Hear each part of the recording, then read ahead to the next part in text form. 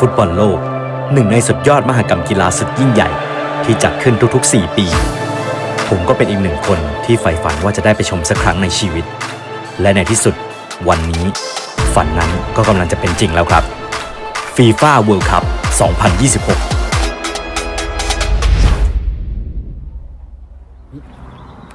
ออกจากบ้านแล้วเรากำลังจะไปขึ้นรถไฟสายสีส้มเพื่อที่จะไปดูว้าวครับ2026ไม่สนใจ มันดูไม่ค่อยเอนจอยนะดูบอลไม่เป็นนะรู้ไหมเราไปดูคู่ไหน อังกฤษกาหน้า เย่เราจะไปดูแฮร์รี่เคนตัวเป็นๆนะครับผมตอนนี้กำลังจะเดินไปขึ้นรถไฟที่สถานีโอ๊คโกรฟสายส้มแล้วก็ไปต่อสายแดงเพื่อที่จะไปขึ้นสายม่วงไปฟ็อกซ์โบโรบอลโลกครั้งแรกเย้ครับผมและแน่นอนนะฮะวันที่เราจองตั๋วไปดูบอลโลกนะครับผมฝนตกโอ้ย แดดทุกวัน แดดทุกวันพอวันที่เราไปดูบอลโลกฝนตกซัมเมอร์ที่แท้ทรูดวงเราอะเนาะ ตื่นเต้นมากๆครับครั้งแรกในชีวิตกับการไปดูบอลโลกแมตช์ที่เราจะไปดูก็คือคู่อังกฤษแข่งกับกาน่าซึ่งจะจัดขึ้นที่ Gillette Stadium หรือว่า Boston Stadium ที่เมือง Foxborough ที่อยู่ทางใต้ของบอสตันลงไปประมาณ30 ไมล์ครับซึ่งคู่นี้จะเริ่มแข่งตอน 4 โมงเย็นแต่เราก็ต้องเผื่อเวลาในการเดินทางไว้หลายชั่วโมงหน่อยเพราะว่าคนเยอะมากๆครับ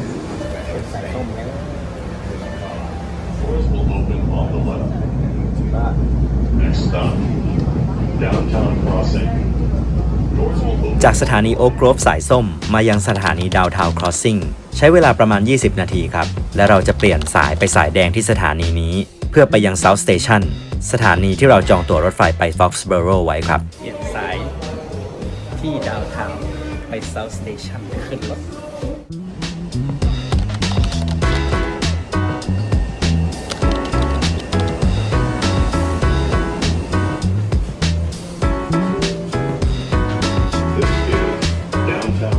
ไปเดี๋ยว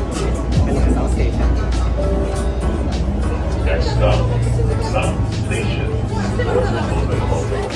ถึงแล้วครับสถานี South Station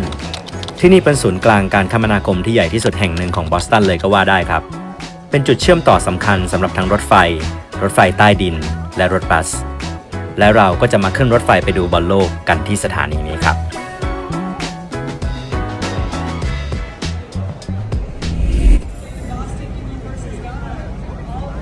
ตรงจุดนี้คือ Booth Security and Emergency Management ซึ่งเป็นจุดที่เขามีการอำนวยความสะดวกให้กับนักท่องเที่ยวที่เดินทางมาจากทั่วโลกเพื่อชมฟุตบอลโลกครับมีการรับฝากของแล้วก็มีแจกน้ำดื่มฟรีด้วยกำลังหิวน้ำพอดีจัดมาเลย1 กระป๋องโพสต์การ์ดขายเขาบอกว่า for sale ตอนแรกกำลังจะหยิบแล้ว ได้เวลาไปขึ้นรถไฟแล้วครับเขามีแจกชุดคลุมกันฝนด้วยนะยังคงมีฝนตกพรำๆตลอดเวลาครับสภาพอากาศช่างไม่ปราณีกันเลยสายม่วงไปลง Foxborough Gillette Stadium คนเยอะมากสุดยอดรถไฟที่เราจะนั่งในวันนี้จะออกเป็นรอบๆซึ่งมีทั้งหมด5 รอบครับซึ่งเราจะต้องจองล่วงหน้าด้วยนะไม่งั้นเต็มและเราจองไว้ได้เป็นผู้โดยสารกรุ๊ปดีครับซึ่งรถไฟจะออกประมาณตอนเที่ยงครึ่งตั๋วเข้ามาแล้วเดี๋ยวไปขึ้นรถไฟกันซึ่งรถไฟสายม่วงที่เราจะนั่งในวันนี้เป็นแบบพิเศษสำหรับบอลโลกโดยเฉพาะครับโดยรถไฟจะไม่หยุดจอดที่สถานีไหนเลยระหว่างทางแต่จะมุ่งตรงไปที่ Foxborough เลยและดูบรรยากาศสิครับแค่ตรงนี้ก็เริ่มคึกคักแล้ว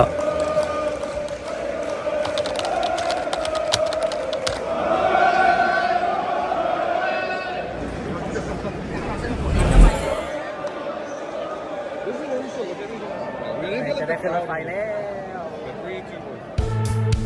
รอแค่ประมาณไม่กี่นาทีเขาก็เริ่มปล่อยให้ผู้โดยสารเข้าไปที่ชานชาลาเพื่อขึ้นรถไฟแล้วครับ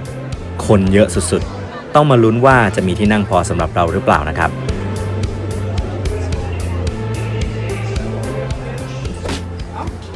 โดนหนีบและมันก็ยังมีที่นั่งเหลือพอสำหรับเราครับเย่ขึ้นรถไฟแล้วรอรถไฟออก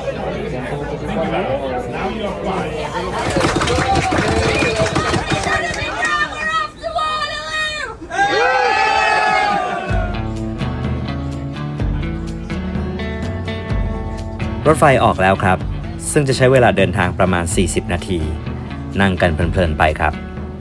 และในระหว่างเดินทางตัวฟุตบอลโลกของเราก็ activate แล้ว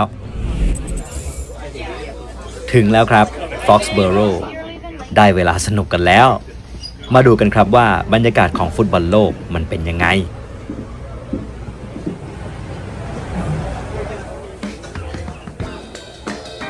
อธิบายต่อกันอีกสักนิดเกี่ยวกับตั๋วฟุตบอลโลกครับ หลังจากที่เราซื้อตั๋วแล้ว เราก็จะต้องโหลดแอปพลิเคชันของ FIFA World Cup มา แล้วก็แอดตั๋วเข้าไปในแอป ซึ่งในตอนแรกตั๋วจะยังไม่สามารถใช้งานได้ และมันจะ activate ก็ต่อเมื่อถึงวันแข่งแล้วเท่านั้นครับ ถึงฟ็อกโซโลแล้วบอลโลกครั้งแรกโอ้เดี๋ยวรอบหน้ายุโรปนี่ไปยุโรป อันนั้นโดนไปฆ่าหรอแล้วชี้หน้าลงแล้ว แค่เห็นตัวสเตเดียมอยู่ไกลๆ ก็เริ่มรู้สึกสนุกแล้วครับ ฟุตบอลโลกครั้งแรกของเรา มีน้ำแจกฟรีอีกแล้ว จัดไปครับ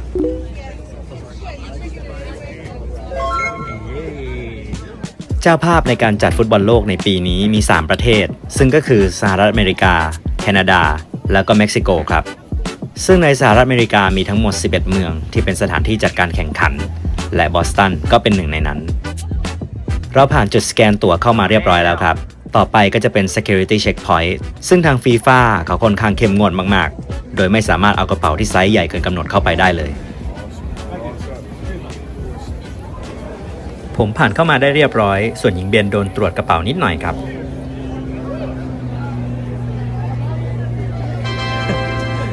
บุคคลต้องสงสัย เข้ามาข้างในแล้ว หลังจากผ่าน security checkpoint มาแล้ว เขาก็จะมีการแจกป้ายห้อยคอให้ด้วยครับ เป็นลาย FIFA World Cup 2026 เท่มากๆ เขาแจก ถือเป็นของที่ระลึกเล็กๆน้อยๆให้กับกองเชียร์ทุกคนที่เข้ามาชมการแข่งขันในวันนี้ครับ และนี่แค่ด้านนอกสเตเดียมก็คึกคักมากๆแล้วครับ สมกับเป็นบรรยากาศฟุตบอลโลกของแท้ แทบจะรอชมไม่ไหวแล้ว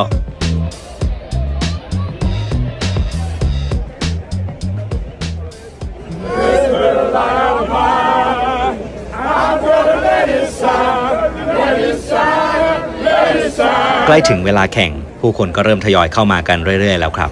เดินมาหาอะไรกินก่อนหิว ออกจากบ้านมาไม่ได้กินอะไรเลย ภารกิจตามล่าหาของกินก่อนเป็นอันดับแรกเลยครับ และก็คงหนีไม่พ้นพิซซ่าหรือว่าฮอทดอกซึ่งถือว่าเป็นอาหารหลักประจำแทบจะทุกสเตเดียมเลยก็ว่าได้ แต่ระหว่างทางเราก็มาเจอกับลานกว้างตรงนี้ที่ดูว่าจะคึกคักเป็นพิเศษเลย และแบบนี้ใครมันจะอดใจไม่เดินเข้าไปดูไหวล่ะครับ ซึ่งก็พบว่าเขามีซุ้มกิจกรรมต่างๆสำหรับแฟนบอลอยู่โดยรอบเลยครับ อย่างตรงนี้ก็เป็นซุ้มโชว์เคสเสื้อเจอร์ซี่ของแต่ละทีมชาติที่เข้าร่วมทัวร์นาเมนต์พร้อมลายเซ็นนักเตะในทีมด้วยครับโคตรเท่เลย และนี่เสื้อทีมชาติโปรตุเกสพร้อมลายเซ็นของคริสเตียโนโรนัลโดได้เวลาเข้าไปด้านในสเตเดียมแล้วครับโดยที่นั่งของเราอยู่ไม่ไกลจากเกต H นี่เอง เกต H โดยเราจะต้องสแกน QR code ตั๋วของเราตรงนี้อีกรอบเพื่อจะเข้าไปด้านในสเตเดียมครับ เข้ามาข้างในแล้วแต่ว่าเดี๋ยวหาอะไรกินกันก่อนเนาะจะได้มีแรง และด้านในก็มีอาหารและเครื่องดื่มไว้บริการมากมายตามคาดและส่วนใหญ่ก็จะเป็นพวกพิซซ่าฮอทดอกไก่วิงส์ซึ่งก็เป็นของโปรดของพวกเราทั้งนั้นครับ กินอะไรครับ พิซซ่า กินพิซซ่าเหรอเดี๋ยวไปดูพิซซ่าก่อนเนาะง่ายดีไป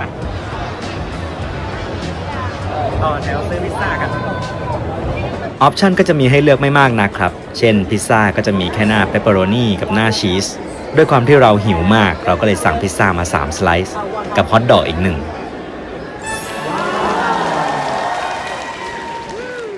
ได้เวลาขึ้นไปดูที่นั่งของเรากันแล้ว ซึ่งเราจะนั่งอยู่ที่โซน 224 ที่โร4ครับ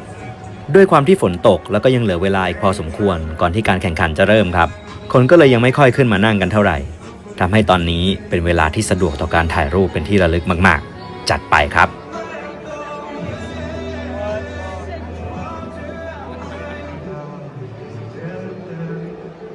และในที่สุดก็ได้เวลาที่เราจะกินพิซซ่าแล้วครับ หิวมาก แต่ทว่า My God ชิ้นโคตรใหญ่ จะกินหมดไหมเนี่ย A little longer than a few minutes later. ผ่านไปสักแป๊บหนึ่งฝนก็ตกหนักขึ้นเรื่อยๆครับ เราก็เลยต้องเปลี่ยนแผนกันนิดหน่อย ฝนตกเลยต้องหนีมากินข้างใน พิซซ่าชิ้นใหญ่กว่าที่เราคิดไว้มากครับ จะกินหมดไหมเนี่ย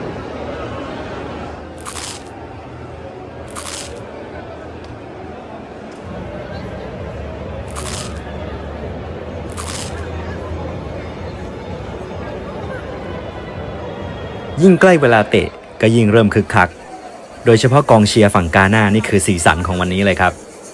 ตอนนี้คนเริ่มทยอยเข้ามาในสเตเดียมมากขึ้นเรื่อยๆแล้ว และในวันนี้คนไทยที่อยู่ในบอสตันที่ผมรู้จักหลายคนก็มาดูแมตช์นี้ด้วยเหมือนกันครับ และหนึ่งในนั้นซึ่งนั่งอยู่ในโซนที่ไม่ไกลจากผมเท่าไหร่ก็คือเบลเลยขอแวะมาทักทายซะหน่อย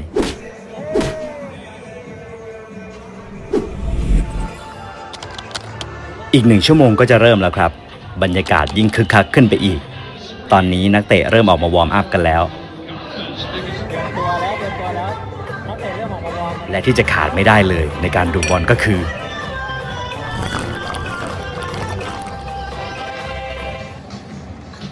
แล้วในที่สุดนักเตะคนโปรดของผมก็ออกมาวอร์มอัพครับ ทีมชาติอังกฤษแฮร์รี่เคนตัวเป็นๆและแน่นอนว่าผมไม่ใช่คนเดียวที่ชื่นชอบนักเตะผู้นี้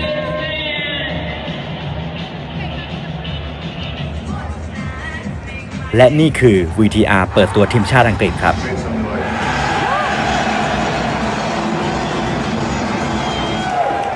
ซึ่งรายชื่อนักเตะในทีมก็เป็นที่คุ้นตากันดี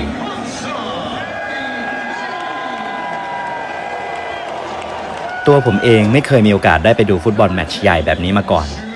บรรยากาศตอนนี้มันเต็มไปด้วยเสน่ห์อย่างบอกไม่ถูกจริงๆครับ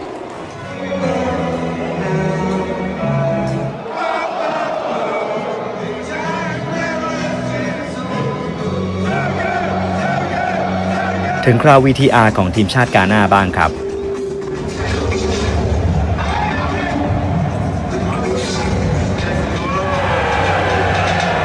ตัวผมเองรู้จักอยู่แค่ไม่กี่คนในทีมเท่านั้นครับ ส่วนหญิงเบนน่ะเหรอ ไม่รู้จักใครเลยสักคน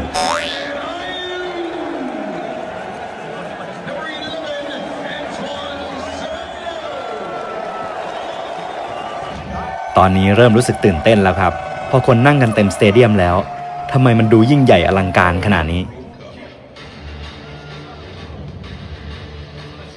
เอาละครับ มันถึงเวลาแล้ว ทีมงานที่จะกางธงชาติของทั้ง2ทีมลงมาที่สนามแล้วครับ พอได้มาดูในสนามกับตาแบบนี้ อะไรๆมันก็ดูยิ่งใหญ่ไปหมดเลย งงมาก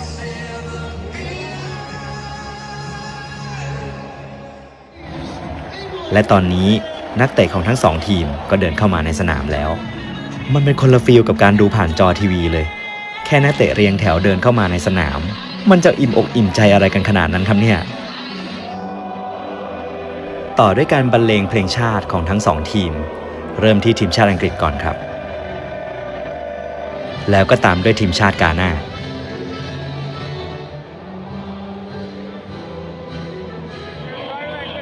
และในที่สุดมันก็ถึงเวลาแล้วครับท่านผู้ชม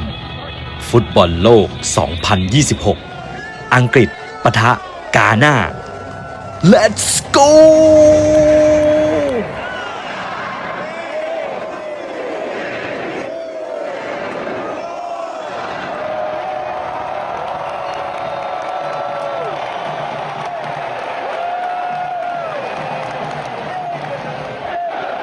พอได้มาดูบอลที่สนามแบบนี้ ผมรู้สึกว่าสนามมันเล็กกว่าในจอทีวีมากเลยครับ ทุกอย่างมันไวไปหมด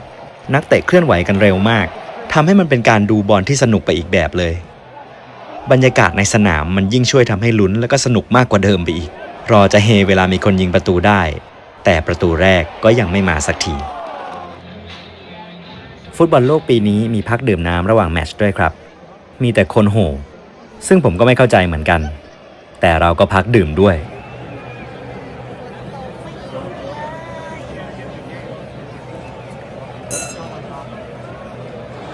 เอามาลุยกันต่อ ครึ่งแรกจบลงที่สกอร์ 0-0 ครับ ยังไม่มีประตูเกิดขึ้น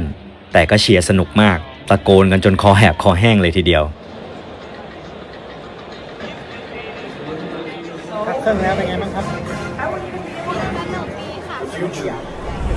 เอาละครับ มาต่อกันที่ครึ่งหลัง ถึงแม้ว่าวันนี้สภาพอากาศจะไม่ค่อยเป็นใจ มีฝนพรำตลอดเวลา แต่มันก็ไม่ได้ทำให้บรรยากาศของฟุตบอลโลกที่บอสตันสเตเดียมแห่งนี้ดูสนุกน้อยลงเลยสักนิด กองเชียร์ทั้งสองฝั่งยังคงเฮฮาคลึกครื้นกันท่ามกลางฝนที่ยังคงโปรยปลายลงมาโดยไม่มีทีท่าว่าจะหยุด ณ ตอนนี้ก็ยังไม่มีสกอร์เกิดขึ้น และเริ่มมีการเปลี่ยนตัวสำรองลงมาบ้างแล้วครับ ส่วนกองเชียร์ก็ยังคงรอที่จะเฮกับประตูแรกของเกมนี้อยู่ ซึ่งในวันนี้มีคนเข้ามาชมในสนามมากถึง 63,983 คนเลยทีเดียว เฮ้ย ประตูแรกต้องมาแล้วไหม มาไหม ยังคงไม่มา เข้าสู่ช่วงท้ายของเกมแล้วครับ สกอร์ยังคงอยู่ที่ 0-0 และเสียงเป่านกหวีดหมดเวลาก็ดังขึ้น โอ้ไม่อังกฤษปะทะกาน่าจบลงไปแบบไร้สกอร์ 0-0 ครับผม จบแล้ว0-0โดยไม่ยิงกันเลยซิง นักเตะและสตาฟโค้ชก็เดินจับมือกันหลังจบเกม แม้จะไร้สกอร์ แต่ก็ได้ใจกองเชียร์ทั้งสองฝั่งครับ มันอาจจะไม่ใช่เกมที่สนุกที่สุด แต่บรรยากาศก็สุดยอดมากๆเลย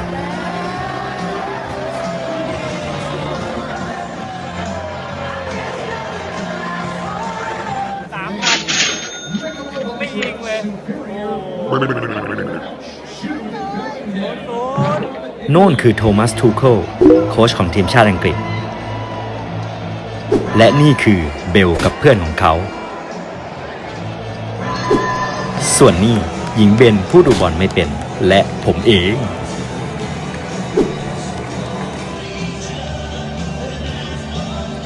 คนเริ่มทยอยออกจากสเตเดียมกันแล้ว แต่เรายังคง OA อยู่ ขอซึมซับบรรยากาศฟุตบอลโลกกันอีกสักหน่อยนะกันนะครับ บอกตามตรงว่ายังไม่อยากให้จบเลย นี่ถือเป็นอีกประสบการณ์ที่ดีมากๆ ฟุตบอลโลกครั้งแรกของเราครับ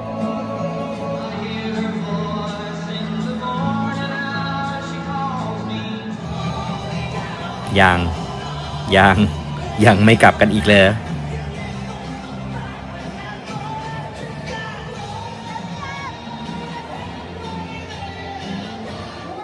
ถึงเวลาต้องออกจากสนามแล้วครับ ไม่งั้นเดี๋ยวคนจะแน่นเกินไป คิดว่าขากลับคนก็น่าจะเยอะไม่แพ้ขามาแน่ๆ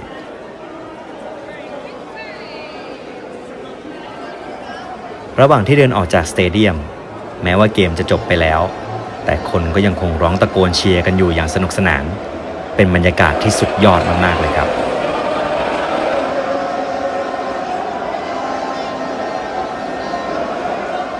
จบแล้วโกกาน่ะ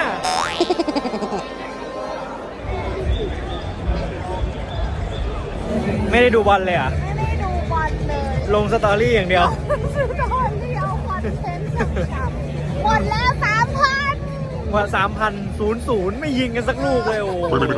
เซ็งมาก บอลก็ตอกสกอร์กับไม่นี่ โอ้ยแต่ว่าบรรยากาศดีเนาะสนุกเนาะ บรรยากาศสนุก บรรยากาศคลึกครื้น ที่น่ารักคนที่ชอบแบบมาดูของจริง แล้วตอนเชียร์ก็คือเขาแบบตอนแรกเหมือนเขาทะเลาะกันเลยเนาะเขาด่ากันโอ้มันฟาวมันไม่ฟาวแต่สุดท้ายเขาก็แบบยิ้มแล้วก็ชนมือกัน ใช่ โคตรเจ๋งเลยอะบรรยากาศแบบคือตอนเชียร์ก็คือเชียร์เต็มที่พอจบเกมปุ๊บก็ยูสุดยอดนะอะไรอย่างเงี้ยดีงามบอลโลกครั้งแรกโอเค